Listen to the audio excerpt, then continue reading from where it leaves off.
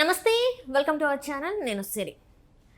రామ్ గోపాల్ వర్మ మీద భారతి గారు సీరియస్ అయ్యారంట. అసలు ఎందుకు సీరియస్ అయ్యారు, ఏంటి ఈ విషయాన్ని మనకి ఇంకా క్లుప్తంగా వివరించడానికి మనతో పాటు ఉన్నారు ప్రముఖ సీనియర్ జర్నలిస్ట్ జగదేవ్ గారు. నమస్కారం సార్. భారతి గారు రామ్ గోపాల్ వర్మ మీద సీరియస్ అయ్యారని చెప్పేసి మనకు వార్తలు వస్తున్నాయి. దేనికోసం సీరియస్ అయ్యారు సార్? అంటే నేను మొన్నటి నుంచి కూడా వింటున్నాను, ఇంత వ్యూహము జగన్మోహన్ రెడ్డి గారికి సంబంధించిన సినిమా, ఆయన పడ్డ కష్టము, ఆ నేపథ్యం అంతా కూడా ఆయన అరెస్ట్ అవ్వడము, తర్వాత ఎన్ని కుట్రలు పన్నారు, ఎంతగా ఆయన హింసించారు, ఎలాగా ఆయన్ని ఇబ్బంది పెట్టారు, అయినా ఆయనకు బౌన్స్ బ్యాక్ అయ్యి వచ్చాడు. ఆయన మొత్తానికి రాజన్న కొడుకుగా ఒక కళ్ళు లేని కబోది కూడా తడుముకుంటూ వచ్చి ఓటేయడానికి సిద్ధపడ్డాడు అన్నట్టుగా ఒక ఎలివేట్ చేసి చూపించారు.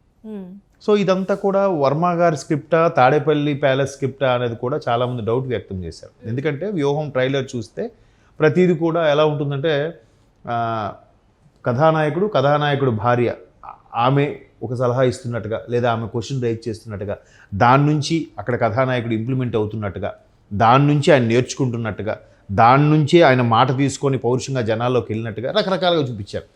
అంటే జనరల్గా మనకు తెలిసిన కథ ఏంటంటే, వ్యూహం కథ తెలియదు కానీ, జగన్మోహన్ రెడ్డి గారు రాజశేఖర రెడ్డి గారు చనిపోయిన తర్వాత, రాజశేఖర రెడ్డి గారు బతికున్నప్పుడు ఎంపీగా ఉన్న జగన్మోహన్ రెడ్డి గారు రాజశేఖర రెడ్డి చనిపోయిన తర్వాత మళ్ళీ బై ఎలక్షన్లో గెలవడం, ఆ తర్వాత కూడా ఓదార్పు యాత్రకు వెళ్ళడం, అప్పటికీ వాళ్ళు ఒప్పుకోకపోతే ఓదార్పు యాత్ర విరమించుకోకపోతే కాంగ్రెస్ పార్టీ నుంచి బయటికి రావడం, బయటకు వచ్చిన మరుక్షణం ఆయన పేద గీసులు పాతవన్నీ తవ్వి తీయడము, అన్నీ చేస్తే కూడా అందులో నిజాలు ఉన్నాయో లేదో తెలియదు కానీ అవన్నిటికి కూడా సమాధానం లేవు వీళ్ళ నుంచి. వీళ్ళు ఇలా జరిగాయి, అలా జరిగాయి, అవునంటే ఎస్ ఇలా జరిగింది, ఎందుకు అలా మీరు చేశారు, ఆన్సర్ లేదు. మీరు ఎందుకు సూట్ కేసుల కంపెనీ గురించి మాట్లాడలేదు, ఆన్సర్ లేదు. మీ మీద ఇవన్నీ అభియోగాలు ఉన్నాయి, ఆన్సర్ లేదు.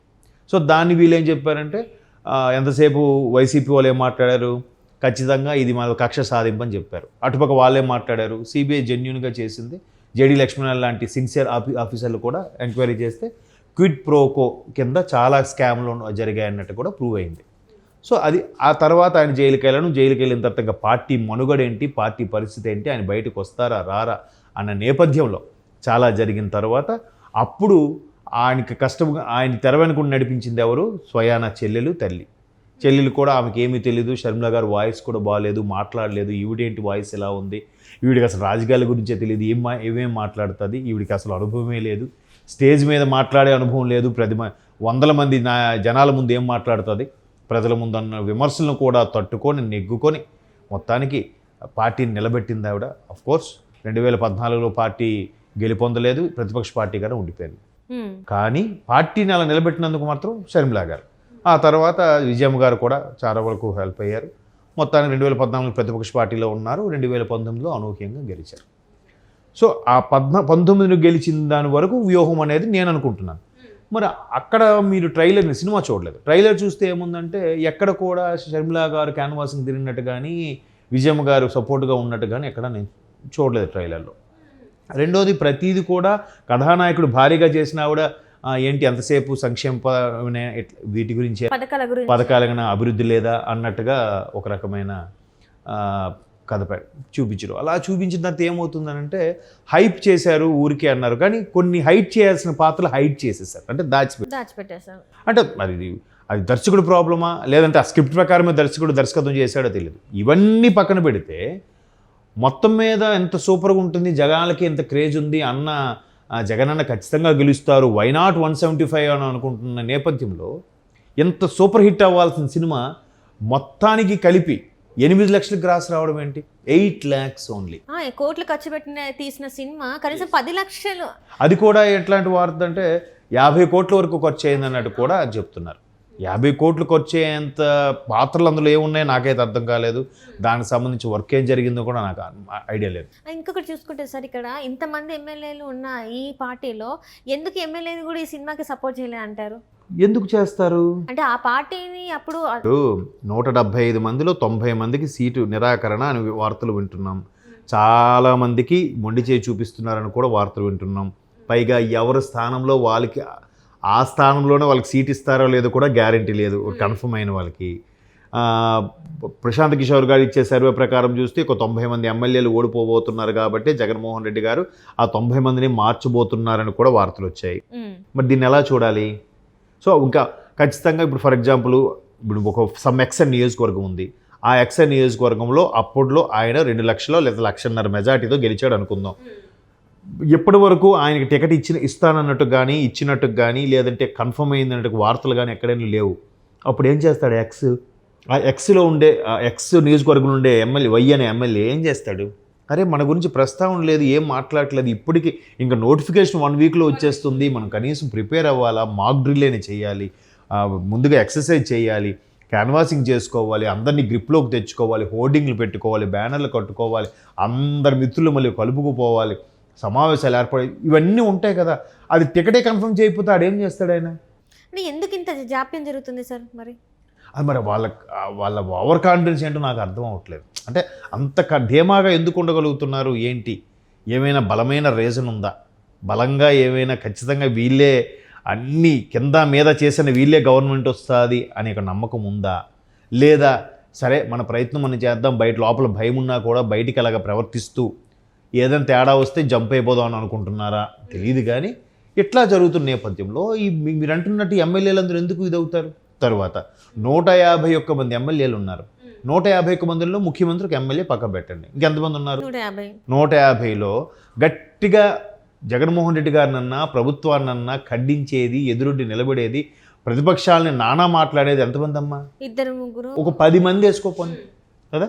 ఎవరు? కొడాల నాన్నగారు, అమర్నాథ్ రెడ్డి గారు, బాలినేని గారు, రోజా గారు, అనిల్ కుమార్ గారు, సజ్జల గారు, విజయసాయి, ఒక 10 మంది వేసుకోండి. అంటే పార్టీలో అందరూ కలిపి. మిగతా 140 మంది ఎక్కడ మాట్లాడలేదుగా. మిగతా 140 మంది కూడా ఎక్కడ విమర్శ లేదు, ఒక సద్విమర్శ లేదు, చెడు విమర్శ లేదు, ఏమీ లేదు, ఏం అనట్లేదు. సైలెంట్ ఎందుకు ఉంటున్నారు? వాళ్ళందరికీ తెలుసు ఈ పరిస్థితి.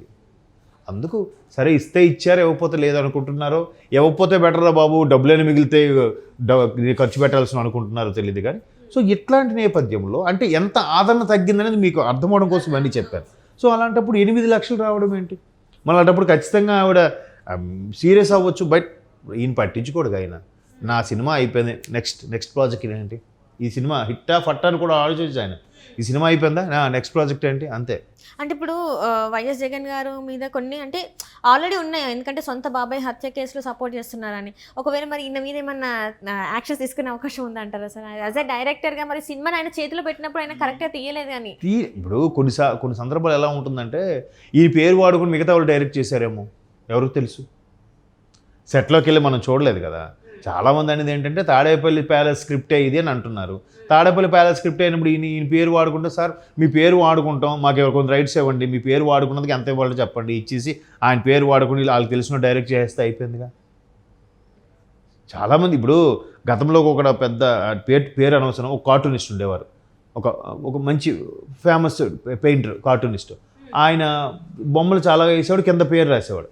దానికి చాలామంది విమర్శ ఏంటంటే ఈయన ఎవడో పెట్టుకుంటాడు ఒక ఆర్టిస్ట్ని, ఆయనతో వేయిస్తాడు, పేరు మాత్రం ఈయన రాసుకుంటాడు అనేవారు.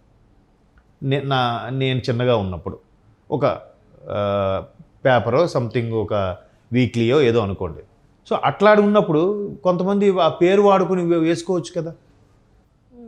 అర్థమవుతుందా? ఇప్పుడు ఇంకో ఎగ్జాంపుల్ చెప్తాను. ఎస్వి కృష్ణారెడ్డి గారు అని డైరెక్టర్, ఆయన సినిమాకి కథ, స్క్రీన్ ప్లే, సంగీతం తెలుసు కదా, సంగీతం కూడా ఆయనే చేస్తారు. బట్ ఆయన అంటే సంగీత నాలెడ్జ్ లేదని కదా నా ఉద్దేశం.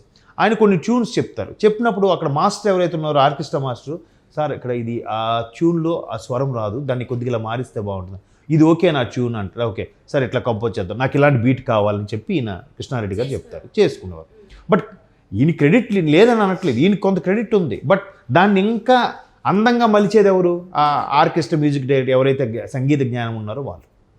సో అట్లా కొన్ని ఉంటాయి. ఇప్పుడు చక్రవర్తి గారు ఉండేవారు, ఆయన గ్రేట్ మ్యూజిక్ డైరెక్టర్, 900 పైచిలకు సినిమాలు కొట్టిన మ్యూజిక్ డైరెక్టర్ అప్పట్లో 70s 80sలో. బట్ చాలామంది చెప్పిన విషయం ఏంటంటే ఆయనకి సంగీతం అంత పూర్తిగా రాదు, ఒక నటుడు అవుదామని ఇండస్ట్రీకి వచ్చారంట, బట్ సంగీత దర్శకుడు అయ్యాడు. బట్ ఆయన కింద దగ్గర ఉండే అసిస్టెంట్లకు మాత్రం చాలామందికి లైఫ్ ఇచ్చాడు. అంటే ఆయనకు కూడా ఒక పరిజ్ఞానం ఉంది సంగీతం మీద. ఎప్పుడో ఇప్పుడు సంగీతం అంటే సముద్రం అమ్మ, అందరికీ అన్నీ రావాలని లేదు. ఈయన కొంత నాలెడ్జ్ ఉంది, కొన్ని స్వరాలు, కొంత సంగీతం వచ్చు, దాన్ని బేస్ చేసుకొని సరైన ఆర్కెస్ట్రా, అదే తెలివితేటలు. ఇప్పుడు చాలామంది కూడా మీ ఇన్స్ట్రుమెంట్స్ అవి ఉంటాయి, కానీ ఏఆర్ రెహమాన్గా నెంబర్ 1 ఎందుకు అయ్యారు? ఇక్కడ తెలుగులో కూడా చాలామంది ఉన్నారు. బట్ మణిశర్మ గారు లాంటి వాళ్ళు ఎందుకు సూపర్ మ్యూజిక్ అని అంటారు? కదా. అంటే ఆ ఎక్విప్మెంటు నాలెడ్జ్ ఉన్నా కూడా దాన్ని ఒక రూట్లో మలుచుకోవడం అనేది టాలెంట్. సో ఇక్కడ కూడా ఈయన టాలెంట్ వాడుకున్నారేమో, సార్ మీ పేరు వేసుకుంటాం సార్, మేము మాకు నచ్చినట్టుగా తీసుకుంటాం అంటే ఏముంది, ఇవాళ రేపు అంతా పైసా మీ పరమాత్మ అలా. అంటే ఐఎమ్ నాట్ షూర్ అలా అయి ఉండొచ్చు కూడా అనుకుంటున్నాను. ఎందుకంటే వర్మ గారి టేకింగ్ అందరికీ తెలిసిపోతుంది, వర్మ గారి స్టైల్ అందరికీ తెలిసిపోతుంది. ఆయన ఎక్కువ హైరాణ పడిపోడు, ఎక్కువ ఇదేవుడు, చాలా సింపుల్గా తీస్తాడు, న్యాచురల్గా తీస్తాడు. మరి ఇప్పుడు ఇలాగ ఉన్నది ఆయన యాటిట్యూడ్ మార్చుకున్నాడా లేదంటే ఈయన పేరు వాడుకుంటున్నారా అనేది తెలియదు. సో 8 లక్షలు వచ్చిందంటే మీరు అన్నట్టు ఆ ఎమ్మెల్యేలు అందరూ ఒక్కొక్కరు 100 మందిని తీసుకెళ్ళి ఒక్కొక్క ఎమ్మెల్యే ఎంత అవ్వాలమ్మా, కనీసం 80 లక్షలైనా రావాలి. ఆ మంది మార్బుల్ అనుచరులు అందరూ వెళ్ళినా కూడా రాష్ట్ర వ్యాప్తంగా. మరి రాలేదంటే మరి హిట్టా ఫట్టా, దీన్ని బట్టి ప్రభుత్వం కూడా హిట్టా ఫట్టా రైట్, మీకే అర్థం అవ్వాలి. Right sir, right, thank you so much. Thank you.